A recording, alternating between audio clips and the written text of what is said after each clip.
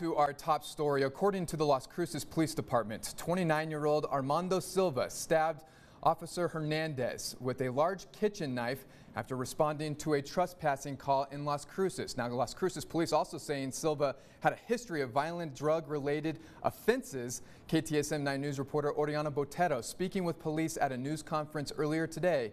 She files this report.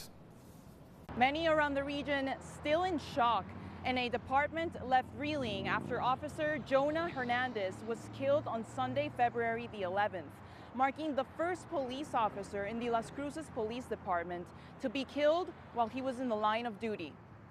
Our department is wounded right now, and yet we remain committed to this city and to each other. We will mourn the loss of our brother forever, and we will never forget his sacrifice for the people of Las Cruces. On Monday evening, law enforcement agencies from across New Mexico and West Texas took part in an escort to pay their respects to Officer Hernandez and his family. Incredibly heartwarming to see, number one, the outpouring of support and love from the community, from our fellow law enforcement agencies across the entire state. I couldn't see the front of the procession, and I couldn't see the back of the procession, so it was very difficult for me in it to know exactly how many people. The officers with our department who organized that did an amazing job, and it was a tribute to our love for Jonah. Las Cruces Major Eric Enriquez, along with the Las Cruces Police Department, paid their respects in Tuesday's press conference. Our hearts go out to his wife, to his children, to his family and friends and colleagues during this difficult time. We are grateful for Officer Hernandez, his dedication, his bravery, and his commitment to serve our community.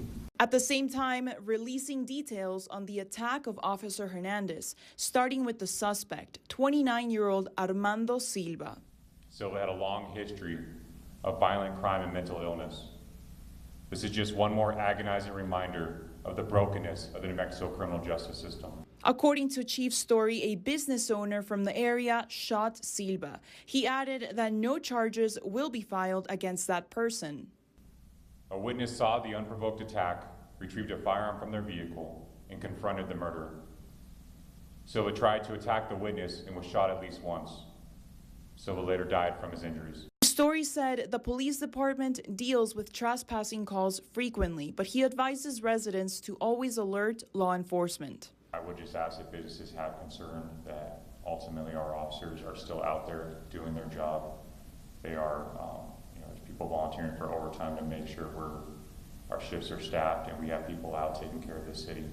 And so if they have a concern, if there's somebody trespassing, if there's an issue to call. Chief Story said the funeral services would be held in El Paso, and on Monday, a GoFundMe was started, raising already $60,000, showing all the outpouring love the community has for Hernandez and his family. Oriana Botero, KTSM 9 News.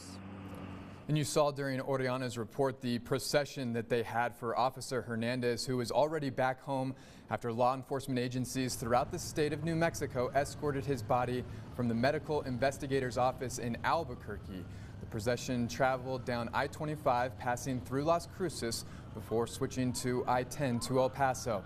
His body was taken to a funeral home on Montana in central El Paso. Funeral services have not yet been announced. This is New Mexico Governor Michelle Lujan Grisham has ordered flags in the state to fly at half-staff in honor of Officer Hernandez. The governor ordered flags to half-staff from tomorrow until Monday, February 19th. As we have reported, Officer Hernandez is survived by his wife and 2 children. This continues to be a developing story in our newsroom. Any updates that we have, we'll be providing them on air and online at ktsm.com.